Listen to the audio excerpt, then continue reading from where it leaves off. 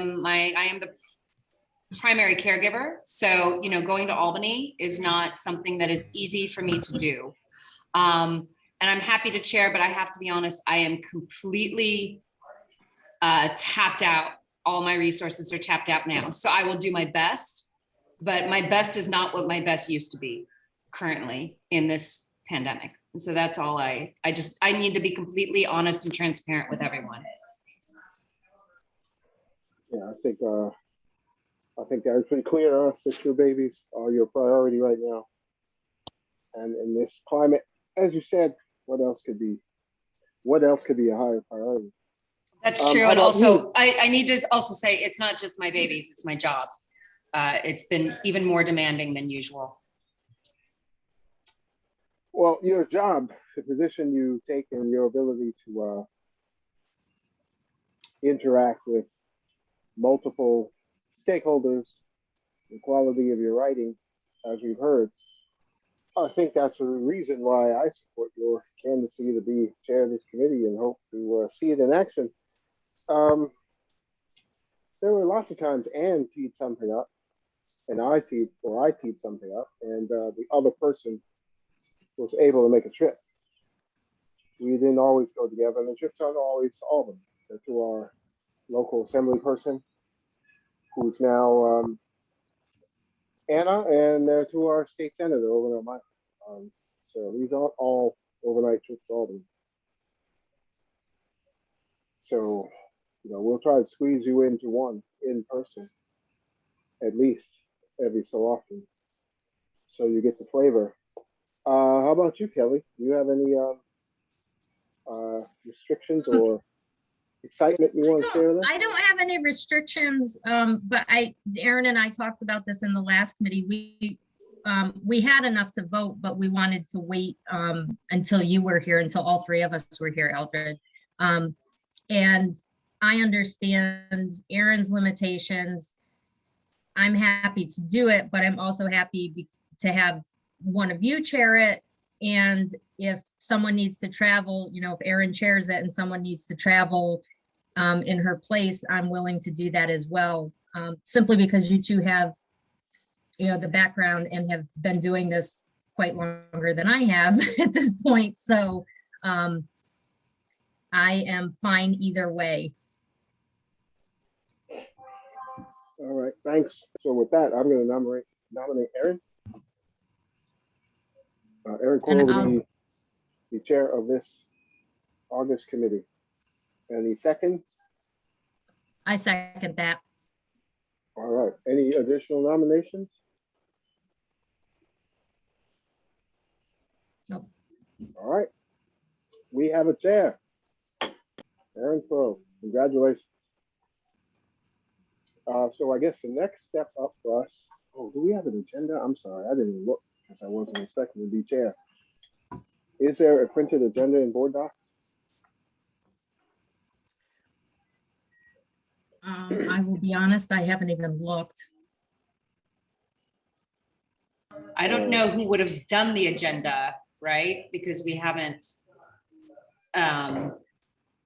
we didn't have a chair to create the agenda, correct? I think that's true, but I do think Tricia sent one thing that said it should be added to the agenda. And maybe it was that we needed to do a chair. I'm trying to find it. Yeah, I'm going to board docs now myself to see if there's something in writing. Got it here. So election of chairperson. Next up is school nutrition. So Eldred, we brought that up the last meeting. I just kind of threw out 3 ideas. And given that, we don't need to go at length in this. We can update you, but basically, I pointed out over the last year, and even since my children have been here, I've just seen the food that we serve our children. It is so full of sugar, and it concerns me when we talk about equity that, chocolate milk and these things, some of these meals are the only meals that our children in our schools are getting all day long. And there were times where sometimes the only choice you have is chocolate milk. And as someone who reads a lot about nutrition, there is no nutritional value in chocolate milk. You're better off having water. And I know also, again, from research I've done in my capacity as a journalist, that this is not the fault of the school or food service. This is government mandated. But I would like to explore how we can do better for our children, especially since so many children rely on schools as their only meals, to ensure that the food they're getting is indeed healthy, is not laden with sugar, is something that is going to support them and their learning throughout the day, starting with breakfast and lunch. And I know that Dr. Brown mentioned that we could potentially bring in the head of food service to like present so we can get a better idea of what's happening before we like throw ideas or figure out how to handle this. So that's where we are with that. I think that would be a grand idea. We've won any number of awards, Aaron, over the last couple of years for the improvement we made to our food delivery. We even have some contracts with the youth farm. I mean, she can bring us up to speed on all that. But when the pandemic struck last year, I made it a point to have several days of food delivered to my house. So I wanted to see what it was like myself. And, you know, my main takeaway was, wow, this food is only for kids. It literally is just what a kid would want, right? We had the P&J, we had the chocolate milk, we had some of the sweet sugary strawberries and cherry things. So that was my takeaway. I didn't take the step you are taking, saying it's too much sugar, but we know there's a national conversation about sugar and kids and obesity and attention. So yeah, let's bring her in and have her give us some updates. Okay, I mean, and I feel like we can move on for that. We're all agreed. That's the first step in this. And I see Kate's here, so we want to make sure we utilize her time well. Next on the agenda is speaking about New York State certification. So Eldred, to get you again back up to speed, you know, we're talking about teacher shortages and all the things that we're dealing with this year, but also always, right? Special education teacher shortages, sub teacher shortages. So we want to look at what is it about certification that makes it so hard for teachers coming out of state. When we talk about Ithaca being so, Maya, can you please get your dad to help you, sweetie? I don't want to have a huge mess when I'm done with this. Go in the office and get your father, please. So we're talking about, and then, sorry, certification. So, you know, especially in Ithaca, so many of our teachers are coming in from other states. And there's a whole pool of people who we could tap into if the certification here wasn't so difficult. So we want to explore that more deeply in a way that perhaps we can advocate. And so I'm going to leave it at that and let the experts speak on it.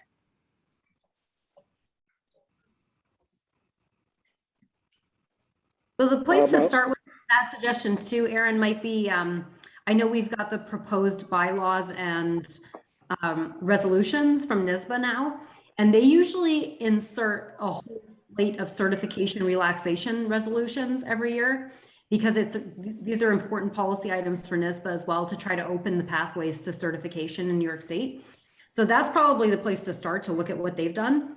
And then maybe to liaise with their legislative aid. They have somebody on their staff who pay for that service as a member district, to actually be able to utilize them and to pick their brain, to be able to say, what we're interested in putting some effort into advocacy behind those items. We recognize they're already part of the NISBA, you know, proposed resolutions for 2021. What can Ithaca do to support NISBA in advancing those? Because we, you know, as a district, really feel strongly about those items. I think that might be a way to kind of tangibly start the process. That's a really good point, Kate. This is a good reminder, Kelly and Aaron, we didn't do this in a vacuum. We partnered very closely with our colleagues at NISBA, who literally toured us around the buildings in Albany so we didn't get lost, either literally or figuratively lost, so we can push our agenda forward. So they're used to hearing from Ithaca. They know we are going to be proactive, and it was a good partnership. So, Kate, you suggested we wait for them to roll out their slate of items this year? Well, so they actually just published it last week. That's one of the things that Tricia circulated. So the thought was, unless everybody had a chance to review it for today, maybe that should be the primary agenda item for our next meeting, Erin, that we could each take a portion of those resolutions and be prepared to go through them and discuss as a group how we want our delegate to vote on those items. I think that's one of the more powerful ways that this committee can be utilized, is to make sure that we're voting and participating in an informed way during the annual business meeting at NISBA. So that might be a good place to start, since those have already been published. And then I think that, let's see what the deadline is. We may be too late for the deadline to actually change the resolutions. That usually comes up pretty quickly. They don't give us a ton of time. So it looks like we can propose changes by the 17th.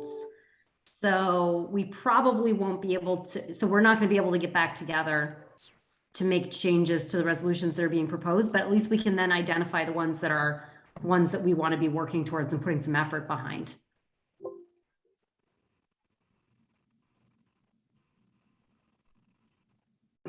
Kate, did you have anyone in particular who we should reach out to at NISBA? I'm drawing a blank on her name, but I'll pull it up because I know I had some correspondence between she and Anne before Anne cycled off the board. So I will figure out who that is and then do an introduction, Erin, so that they know that you're the point person for LAC going forward. Sure. Are you talking about Carolyn? I think it's Bobek, or? I think that's it. Yeah, I think she's still there, and I think she's the primary legislative liaison. Okay. She was our with child last time I checked in. I don't know if she's back to work, but I do know that she was just about to burst when we last spoke. But that might have been, I don't know what day it is with this damn pandemic. I don't know if that was 2 years ago or 1 year ago, but just keep that in mind. She may be out on leave. So that's a to-do item. We can identify who the point person is at NISBA now, because I think we're going to be spending a lot of time with that person, and virtually at the very least, to get some of these items moving forward. Kate, did you scan the list at least? Have you had a chance to just peruse it? I have not. I regret, as I pulled it up, I thought that it was just the delegation of delegates. I didn't realize they actually had the resolution items posted already. So I have not perused them. I'd be willing to bet. Usually they kind of recycle about a third of them every year. They've been in there at least for the last 5 years. So I don't expect all that many changes in that regard. And most of the ones that they recycle every year relate to that issue that Erin already mentioned, which is increasing pathways to non-New York teachers to get certified. That's a really big item, a big legislative item for NISBA. Thanks. And I apologize because this is my first time chairing the meeting, but I realized we skipped ahead. And I see people on this call that I don't know, and I never had open public comment period. So before we go to the next item, I'm going to go ahead and tap back and open this up for public comment for those who are here who might want to speak out.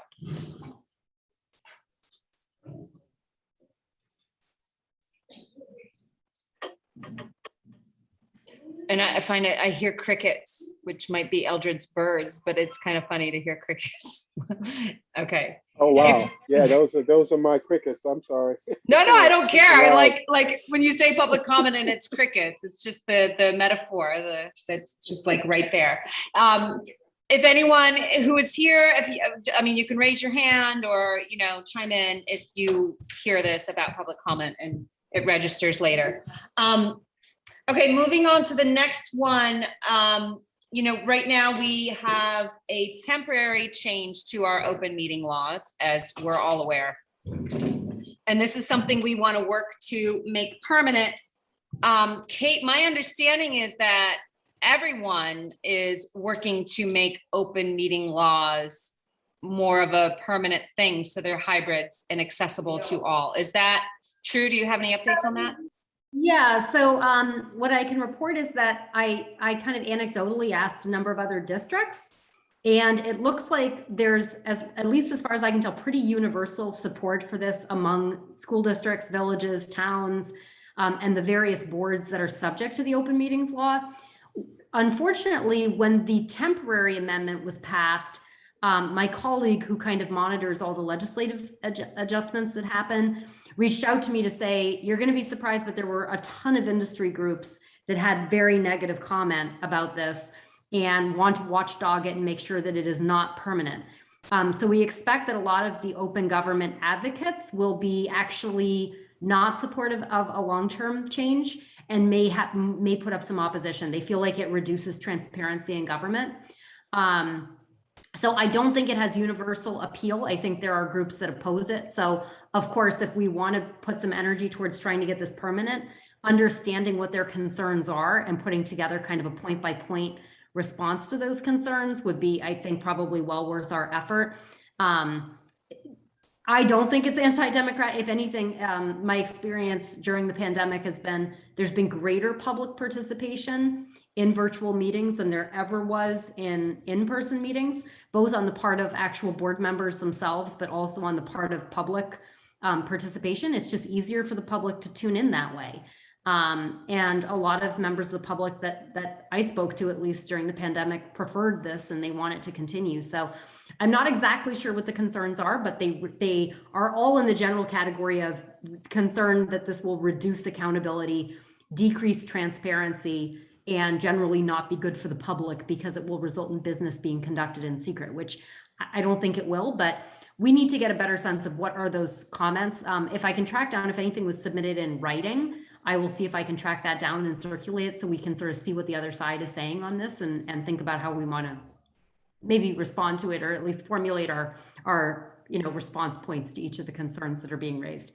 But I thought it was a great development that, at least in the short term, it appears that we were not alone. A lot of school districts supported extension of virtual meetings, and that's why the governor pushed it through as part of this emergency legislative session, in addition to some other business that she took care of in labor relations. She also pushed through this temporary extension of virtual meetings, which is good for school districts in the short term. Excellent. I think that for that one, in the meantime, we can reach out to the public to explain why these meetings are so important to be hybrid.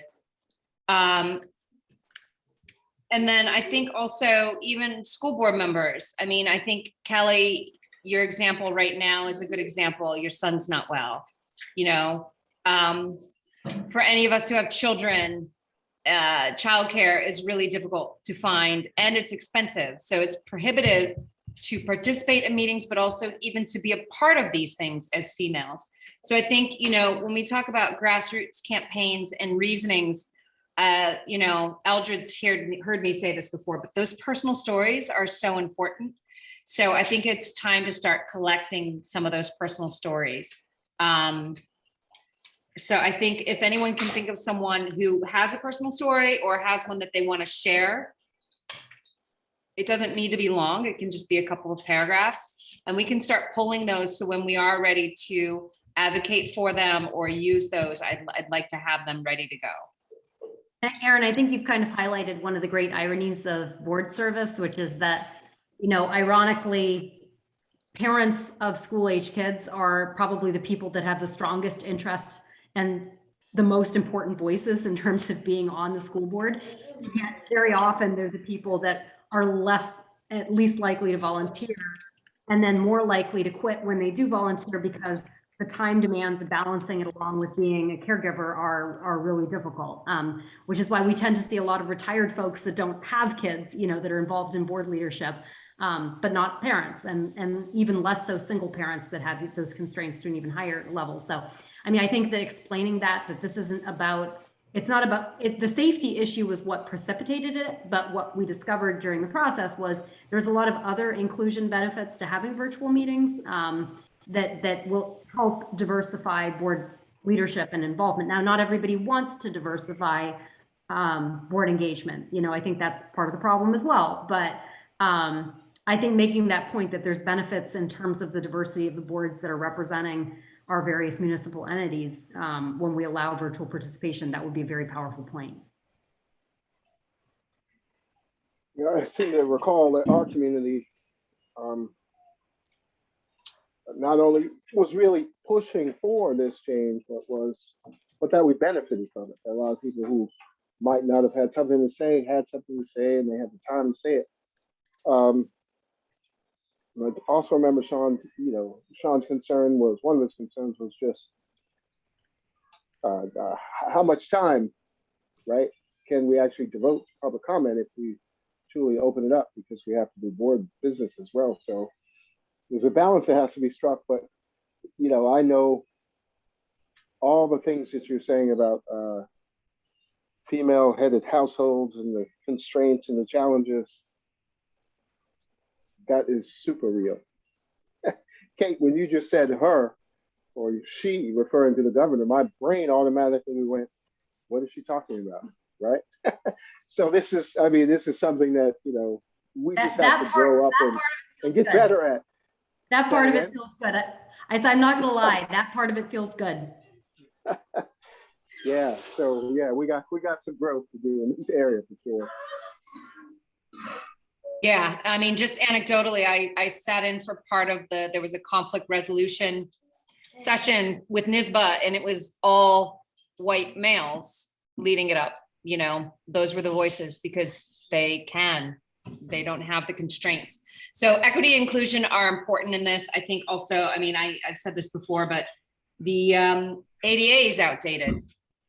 That needs updating. That's not in our bandwidth for this, obviously, but that all plays into part of it, right? Accessibility. It transcends everything. Anyone else have comments on this topic before we move on? All right, next up is the NISBA business voting delegate. And Kelly, I'm gonna turn it to you because you already commented on it. I have no clue what it's about, to be honest with you. I got a message from Trisha that said this should be a discussion item on next week legislative advocacy. So I don't know why. I don't know what it's about. Every year in anticipation of the business meeting, Kelly, this is it's kind of part of the legislative advocacy drill every year. But so NISBA has this annual meeting of all their voting delegates, and they don't want to have a free-for-all at the meeting where they have 730 school districts saying, well, I think you should advocate for this, and I think you should advocate for that. So they develop basically a delegates list of priority items, and they're drafted in the form of resolutions. And they basically have a committee that puts these together. They're supposed to reflect, some of them are district specific. So their particular districts are having pet peeves about various issues, and they'll advance certain issues that are single district issues. But what NISBA tries to focus on is those statewide issues that should be of issue to all school districts. So this is kind of their preliminary final draft resolutions. Us reviewing it is important for a couple of reasons. We want to review it because, and now it's going to be too late to do this because it looks like they won't be accepting amendments after September 17th. But if we had got them a little earlier, we would have had the option to actually suggest amendments to these. So if there were ones that we would support, but not the way they were drafted, we could propose different language, or if we wanted different types of resolutions included, we could propose those. At this point, it's too late to do that, I think, because it's going to close in 3 days. But we still want to take some time, and maybe today it's not the best time to do it because we're not prepared. But at our next meeting, I would think we would want to take some time to go through these resolution by resolution, because we want to make sure that whoever is going as the voting delegate for NISBA will know what the board, you know, what this committee's consensus is about how they should vote for those particular items, because you're there as a representative of the board to vote on the resolution items as a board member. So did everyone else get this email, or was it just sent randomly to me? Because this actually does have the bylaws and resolution process on it, the link to it. And just says if you're interested in joining virtually on Monday, October 18th at 4. So did you all receive that email? I don't think I got it, Kelly, but I can check. Okay. That's directly But from as, NISBA. as No, Kate this was was from saying, Trisha. I'm working. Can you hear me? yeah, I'll check Can to you see guys if I hear got me? it. Hey, Trish, is that you? That's me. I'm sorry, we're having some technical issues here. So the last legislative meeting, I remember, Kelly, not to put you on the spot, I thought you volunteered to be like the NISBA liaison. So that's why I kind of sent it down to you. I wasn't sure if you were gonna be the delegate. Yeah, and we What- didn't actually, I don't think we actually came to a decision because it was another thing we wanted to make sure Eldred was here. Right. Because it's another one of those situations, right, where you guys have been doing this for quite some time, and I'm happy to do it. But if someone else has better footing and would be better suited for it, I completely understand that too. And I actually just forwarded that email from you, Trisha, onto Aaron and Eldred, just so they're seeing what I'm seeing. Just to bring up to speed, Kelly and Aaron, as Kate mentioned, so the last two delegates we have are Brad Granger and then Ann stepped in a role. And you basically are going to an extremely long and somewhat boring meeting because not all agenda items are items that we want to discuss. But you're not going there to pitch your own agenda. You're going there on behalf of the committee and to a greater extent the board to say, yay or nay, this is something we support. And Kate also mentioned earlier, the more individual districts we have behind certain agenda items that are key to us, the better we position ourselves to have those heard and dealt with positively by the state legislature or the executive. So that's really what it is. You're in a giant hall. Sorry about that, somebody's mowing the lawn behind me, but you're in a giant hall and you're trying to go through these dozens of resolutions. And finally, when one comes up that we're interested, you raise your hand and advocate for it, or you vote yay or nay on the rest of it. I hope that simplifies it and makes sense. And the other important thing to note also, I think for everybody's benefit, is that it gets a little confusing because the way they draft the resolution items, it looks like something is actually going to be done about these things. It really isn't. All you're basically voting for is, I want NISBA to focus their energy on this issue. It doesn't mean that there will be legislation to change it or it will get fixed. And you'll see some of them are long-standing issues. Like, I mean, the big one that they actually were able to just take off the agenda that's been on there every year since I can recall was fully fund the foundation aid formula. Well, the governor during the last budget cycle finally committed to fully fund the foundation aid formula. So I would expect that one is no longer in the batch because they actually did achieve success on that. Although I would say other people were responsible for that success, but sometimes they are successful, but a lot of the time it's kind of aspirational. You know, this is a resolution for what we really think New York should be doing. But what you're essentially saying is, yes, yay or nay, Ithaca wants our dues that we pay to NISBA to be used to fight for this issue. We care about this issue. And sometimes we don't care about all of them. You know, there were many issues last year that Ann went and voted no. That's not something that we want our dues to be spent advocating for. It's just not important to us. We don't think it's an important issue. Okay. I mean, between you and Eldred, you made it sound so exciting. How could I turn it down? It is a really so I mean, it's completely up to you guys. Eldred, I'm more than happy to do it if you don't want to, or Aaron, I know you have more time constraints. It's something I can take on if you want. I'm not married to the idea. The excitement of it is just overflowing in me right now. So yeah, I guess I just need to know, and then I need to know what the next step is, which I guess would be that we need to have a meeting sooner than later to go over the bylaws. I think that regardless of who the delegate ends up being, that would be the next step, that we would try to get the next LAC meeting scheduled for before you have to go and vote on them. And then that will be a slightly longer meeting. We might set aside a little more time so that we can go through and make sure that there's kind of a unified position on each of the issues. And most importantly, that everybody understands what the resolution is proposing, what problem it's seeking to solve, et cetera. So that would be the next step. And Kelly, I also remember that, if I'm remembering correctly, Kate, you can chime in here if I'm not. Anne never went alone. This is always part of a trip that we were taking as a committee group to either do something in Albany, or there's a day where we visit with all our assembly members, and there's a conference. So we go, and then she's put off, and Yeah, for the and actual, it's very exciting meeting, Kelly. So But it's not like now you you're have to just, pick up on a Tuesday and go by yourself. now you're just trying to sweeten the pot, Eldred. Absolutely, absolutely. Turkey sandwiches all around. Well, I think, oh, oh, go sorry, ahead. go ahead. Well, I was just gonna say, in our last meeting, we talked about rather, I mean, before Anne would like dive in and read this entire thing, right? And I think that a good way to do it now would be for us to divvy it up and then bring our notes to this meeting that we will have, rather than Kelly reading the whole thing. And things that are particularly, you know, it's broken into sections. So, you know, I'm well-versed in special education. You know, we can kind of, you know, Eldred's curriculum, we can kind of break it into sections based on our expertise and then come with comments to this meeting is how I would like to do it.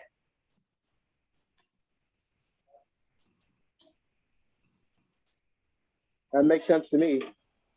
I'm engaged in a vicious fight against mosquitoes right now, so I'm not swatting at you all. We'll send down some off for you, Eldred. God help me if I don't have any in my house. This is vicious. The end of the season. Okay, so we have this. The action items assigned, if we're moving forward, is, again, sorry, forgive me. So we all have that document. Kelly, do you want to assign people sections of it, or do you want me to do that? I'll have you do it just because I'm new to this whole thing and I don't know how cumbersome it can get. And you probably could look at it and be like, okay, we should do it this way. Okay. I'm fine with that. Okay. And then we can communicate via email, figuring out when we should have that meeting, because the NISBA voting session is, you said October, what? It's October 18th. And then when would our next meeting be for LAC? I'm looking at the calendar. Be a month from today, right? Yeah, we'd be cutting it real close. You may Yeah. want to move that meeting up, Erin. Yeah, we can move the meeting up. Yeah, because our next meeting would not, I don't even think it would fall. 1, 2, 3, 4, it'd be the 12th. So we can talk about that offline and just do a poll or whatever and figure out dates. I believe that's how Anne used to do it. How long do you think would be enough time for that, Kate? I think you should do 2 hours. I think that should be good. And then if everybody reviews them in advance, we should be able to get through all of them in 2 hours. And Okay. I'll plan, like I do every year, I'll read all of them. So, you know, I'll be familiar and able to talk and give the background on all of them that come up. Okay, and then is it, I mean, so this Tuesday time, have we ever just swapped with another committee to make that work so we don't interrupt the Tuesday time? Or is that frowned upon? Does anyone know? I think what we've done in the past is sort of, if there's another committee meeting, we try to go ahead of them, because normally we're up against the board meeting. If not, we can go later than them, but then that breaks into people's childcare and dinner and family responsibilities. So I would also say, Kate, to you and Dr. Brown, like you need one more thing to do. We benefited, Kelly and Erin, from Dr. Brown and Kate looking at these things and trying to help us make a determination of which ones are worth our time, not just because we're interested in, but because there's a bulkhead of interest in them across the state. Dr. Brown's in touch with all the superintendents, Kate's in touch with all the attorneys, and has her own caseload of school districts beyond ours. So, like I said, we just can't make up something. Everybody knows I'm a mandate freak. I want to end half of the mandates we have to do, but until that's ever a swell of, district opinion, we're not out there trying to be Don Quixote. So just keep that in mind, Kate and Dr. Brown, to the extent you can help us. We're definitely Maybe going to go pre-select some of these because this group is fairly new. That would be helpful. Thanks. And I think maybe it would make sense then, Aaron, it's totally up to you. It's your show, but would you like to maybe try to schedule a 4 p.m. start instead of a 5 p.m. start? And then it wouldn't run up against the board meeting. Yeah. A little. If that's possible. I was looking, if we looked at October 5th, the policy work sessions at 5, that might be a little bit too much for Trisha to juggle having a virtual. Or if we think we could handle it the 28th, I don't know if there are any committee meetings on September 28th. If we think we could read through this in 2 weeks and do it that day, that's a possibility. And that night is wide open for me too, so I could do a 4 to 6 that night if that would be helpful. I can do the 5th. If it's virtual, it's pretty simple. If it's all remote, I could do the 5th. Okay. 28th works for me. Does the 28th work for everyone? Yeah, that's fine by me. Okay, well then, Trisha, I guess the 28th works for everyone. So does that also work for you? Yes. So Okay. that'll be before curriculum at 4? I missed that part. At 4. Oh, shoot. There. So sorry, Eldred. I saw curriculum and that totally didn't come into my eyesight. And I know you need to be there. So if the 5th works, because Eldred has to be a curriculum, can everyone do the 5th at 4? Works for me. Yep. Okay. Okay, then I'm just marking this now. All right, then moving forward, action items assigned. It appears we have assigned them. Agenda setting for next meeting is already done. Any new business?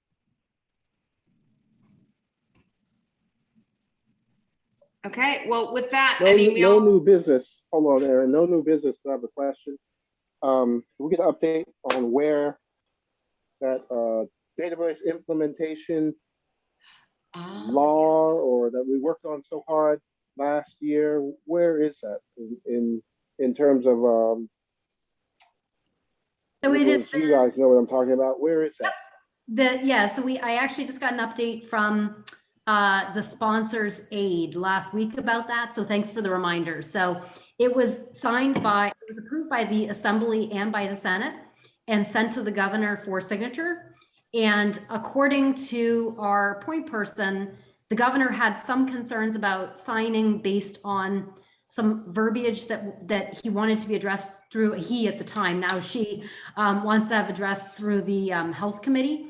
So it's been sent back to the health committee, but according to our point person, there is still a very strong chance that it's going to be approved. We have the legislative session's not out until December 31st. So there's time for that to happen. So I'm still hearing positive news on the bill. Great. Could you just give a 2-sentence update for Kelly on what we're talking about? Because she probably missed my whole. Kelly, I told you all about this one at our last meeting. Yep.